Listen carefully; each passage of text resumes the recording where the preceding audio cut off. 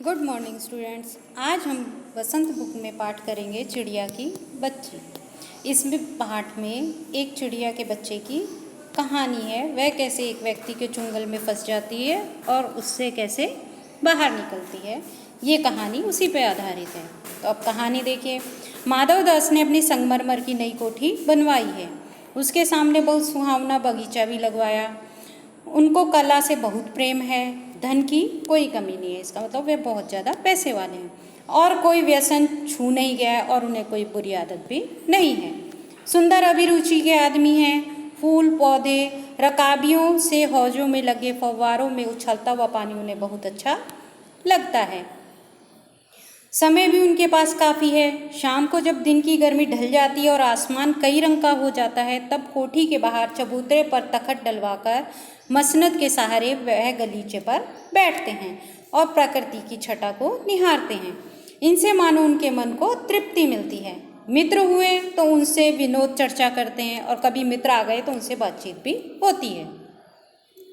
नहीं तो पास रखे हुए फर्शी हुक्के की सटक को मुंह में दबाए ख्याल ही ख्याल में संध्या को स्वप्न की भांति गुजार देते हैं। यानी शाम को वो अपने मन के हिसाब से अपने तरीके से गुजारते हैं। आज कुछ बादल थे, घटा गहरी नहीं थी, धूप का प्रकाश उसमें से छन छन कर आ रहा था। माधव दास मसनद के सहारे बैठे थे। उन्हें जिंदगी में क्या स्वाद नहीं मिला है, पर जी भर कर भी कुछ खाली सा ही रहता है।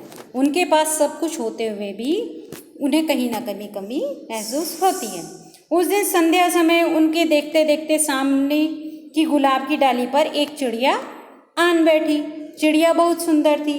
उसकी गर्दन लाल थी और गुलाबी होते होते किनारों पर जरा जरा सी नीली पड़ गई थी। तो ये चिड़िया की खूबसूरती बताई गई है। ऊपर से चमकदार स्याह थे। उसका नन्हा सा सिर तो बहुत ही प्यारा लगता था और शरीर पर चित्र विचित्र चित्रकारी थी। चिड़िया को मानो माधव दास की सत्ता का कुछ पता नहीं था और मानो तनिक देर का आराम भी उसे नहीं चाहिए था। कभी वह हिलती थी, कभी फुदकती थी। वह खूब खुश मालूम होती थी। अपनी नन्ही सी चोंच में प्यारी प्यारी आवाज़ निकाल रही थी। माधव दास को वह चिड़िया बहुत ही मनमानी लगी। यानी कि वो चिड़िया अपनी मर्जी से कभी इधर उधर फुदक रही थी, तो माधव दास को बहुत अच्छा लगा। उसकी स्वच्छंदता बड़ी प्यारी जान पड़ती थी। कुछ देर तक वह उस चिड़िया को इस डाल से उस डाल तक थिरकता देखते रहे। इस समय वह अपना बहुत कुछ भूल गए। यानी कि उसे बहुत अच्छा माधव दास को महसूस हो रहा था। उन्होंने उस चिड़िया से कहा, आओ तुम बड़ी अच्छी आई। यह बगीचा तुम लोगों के बिना सूना लगता है। सुनो चिड़िया, तुम खुशी से यह समझो कि यह बगीचा मैंने तुम्हारे लिए बनवाया है। तुम बेटे टके यहाँ आया करो। यानी कि तुम्हें कोई रोक टोक नहीं होगी। जब तुम्हारा मन करे तुम यहाँ पर आया करो। चिड़िया पहले तो असावधान रही, फिर जान गई की बात से जाती रही। वे एकाएक तो घबरा गई, फिर संकोच को जीतकर बोली, मुझे मालूम नहीं था कि यह बगीचा आपका है। मैं अभी चली जाती हूँ। पल भर सांस लेने में यहाँ टिक गई थी। माधव दास ने कहा, हाँ बगीचा तो मेरा है, यह संगमरमर की कोठी भी मेरी है, लेकिन इन सबको तुम अपना ही समझा करो। सब कुछ तुम्हारा है। तुम कैसी भोली हो, कितनी प्यारी हो। जाओ नहीं बैठो, मेरा मन तुमसे बहुत खुश होता है। माधव दास को वो चिड़िया बहुत अच्छी लग रही थी और उसने चिड़िया को वहाँ बैठने के लिए कहा। चिड़िया बहुत कुछ सुकुचा गई। उसे बोध हुआ कि यह उससे गलती तो नहीं हुई कि वह यहाँ पर बैठ गई। उसका थिरकना रुक गया। भयभीत सी वह बोली, वह डर गई थी। मैं थककर यहाँ बैठ गई थी, मैं अभी चली जाऊंगी। बगीचा आपका है, मुझे माफ कर दीजिए। माधव दास ने कहा, मेरी भोली चिड़िया, तुम्हें देखकर मेरा चित्त या मेरा मन प्रफुल्लित हुआ है। यानी मैं बहुत ज़्यादा खुश हो गया हूँ। मेरा महल भी सूना है, वहाँ कोई भी चहचहाता नहीं है। तुम्हें देखकर मेरी रागनियों का जो बहलेगा। तुम्हें कैसी प्यारी हो, यहाँ ही तुम क्यों ना रहो। चिड़िया बोली, मैं माँ के पास जा रही हूँ।